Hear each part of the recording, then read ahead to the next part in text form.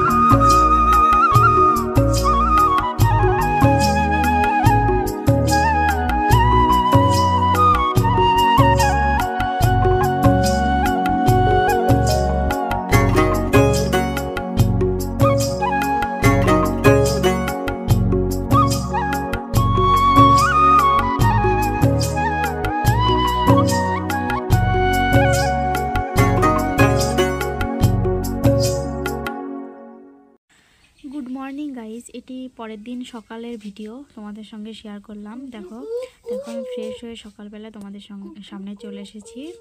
আমি আর আমার গোলু দেখো বাইরে এসেছি, আর প্রচণ্ড কুয়াশা বাইরের, আর প্রচণ্ড ঠান্ডা। দেখো এখানে আমি আর গোলু আমার এখানে ম্যাগি খাচ্ছে, আর আমাকে বলছে দিদি আমার ভিডিও করো একটু, তাই ওর ভিডিওটা আমি করলাম। দেখো কি সুন্দর করে ম্যাগি খাচ্ছে। আমার গোলু খুব ভালোভাবে খায়, একা একাই সব কিছু খায়। দেখো তারপরে এখানে কালকে কি পিঠে হয়েছে সেগুলো তোমাদের সঙ্গে শেয়ার করছি। এখানে হয়েছে দুধ পিঠে, মানে সাজের পিঠে, দুধে ভেজানো হয়েছে এক হাঁড়ি। কেমন লাগছে দেখতে অবশ্যই জানিও, আর খেতেও খুব ভালো হয়েছে আর খুব নরম হয়েছিল। এখানে হয়েছে পাটিসাপটা পিঠে হয়েছে এখানে দেখো। আর এখানে কুলি পিঠে ভাপানো হয়েছিল, আর সেটাই তোমাদের সামনে শেয়ার করছি। এখানে দেখো মা আমাকে পিঠে খেতে দিল।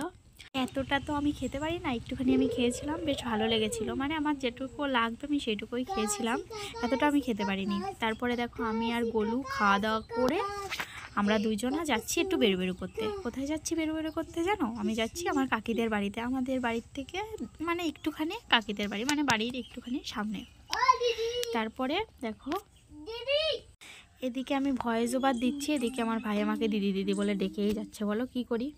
পরে দেখো দেখতে দেখতে কাকিদের বাড়ি চলে আসলাম। এরা সব স্কুলে যাচ্ছে, ছেলে পেলে। আমরাও যেতাম ছোটোবেলায় এইভাবে স্কুলে, তাই এদের দেখে মনে পড়ে গেল। দেখো এই কাকিদের বাড়ি, এখানে আমার দুটো কাকির বাড়ি আর জেঠুর বাড়ি আছে। তারপরে দেখো ওখান থেকে এসে আমি ফ্রেশ হয়ে স্নান করে একবারে রেডি হয়ে গেছি। যাবো এখন দাদু আর দিদাকে দেখতে। দাদু বাড়িতে যাব আমি, মা আর গোলুকে নিয়ে যেতাম না, বাট ও এত কান্নাকাটি করছিল যে ওকে নিয়ে যেতেই হলো। দেখো অটো চলে এসছে আমাদের বাড়ির সামনে থেকে। এখন যাবো নহাটা করে আমি যাব দাদুর বাড়ি। তারপরে পুরো ব্লগটা দেখতে থাকো, না স্কিপ করে। আশা করি তোমাদের অনেক ভালো লাগবে। দেখো অটোতে উঠে পড়েছি, এবার ঠান্ডার মধ্যে যাচ্ছি। আমি তো গোলুকে নিয়ে যেতে চাইনি, তো ও স্নান করে রেডি হয়ে পড়েছে। ওর মাকে এমন বায়না করেছে, মানে এত কান্নাকাটি করছিল, মানে ওকে নিয়ে যেতেই হলো। এখানে বলতে বলতে দাদুবাড়ির রাস্তায় চলে এসেছি। অটোর থেকে নেমে দাদুবাড়ির রাস্তায় চলে এসেছি। দেখো দাদুবাড়িতে ঢুকছি আমরা এখন।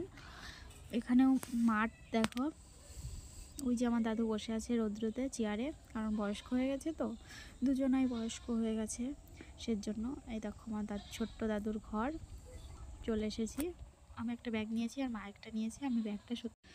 আমার ব্যাগটা সত্যি প্রচণ্ড ভারী ছিল, আমি টানতে পারছিলাম না। দেখো এখানে আমার দাদু দিদা দুজনাই থাকে। হ্যাঁ তোমরা বলতে পারো যে ওদের কি ছেলে নেই? হ্যাঁ আছে, ছেলেও আছে, মেয়েও আছে, সবাই আছে, বাট ওরা দুজনাই থাকে। কারণ আমার দাদু চাকরি করতো মাস্টারির, তাই দুজনার চলে যায় ভালোভাবেই, সেজন্য দুজনাই থাকে। এবার দেখো এখানে যেসব পিঠে আমরা কালকে বাড়িতে করেছিলাম সেই সবই দাদু আর দিদাকে খাওয়াতে এসেছি। আর আমার দাদু দিদার সঙ্গে একটু দেখা করা হয়ে গেল। আর দেখো মা এখানে যেহেতু কালকে সোমবার ছিল, নিরামিষ খেতাম, এর জন্য খিচুড়িও রান্না করেছিল। দেখো এক ক্যান খিচুড়িও নিয়ে এসছে। তা দেখো দাদু দিদাকে খাওয়ালাম। মানে পিঠে খেতে চেয়েছিল অনেক দিন ধরে, আমি যেতে বলেছিলাম আমাদের বাড়িতে, বলছিল না ঠান্ডার মধ্যে আমি আর যাবো না, তোরা পিঠে তৈরি কর আর আমাদের জন্য নিয়ে আসিস। সেজন্য দেখো আমরা সব কিছু নিয়ে এসেছি, এখানে দাদুকে খেতেও দিয়ে দিয়েছি। দেখো দাদু দিদা খেয়েছে, খুব ভালো লেগেছে। তারপরে দেখো অনেকক্ষণ বসেছিলাম, এবার আমরা বাড়ি চলে যাচ্ছি, কারণ গোলুকে নিয়ে এসেছি, ছোটো মানুষ, সকাল সকালই চলে যেতে হবে। তারপরে দেখো দিদা আমাদের এগিয়ে দিয়ে আসতে যাচ্ছে। আজকের ব্লগটা এই পর্যন্তই। ব্লগটা যদি ভালো লেগে থাকে অবশ্যই একটা লাইক করো, কমেন্ট করো, চ্যানেলটাকে সাবস্ক্রাইব করো। আর তোমরা সবাই ভালো থেকো, সুস্থ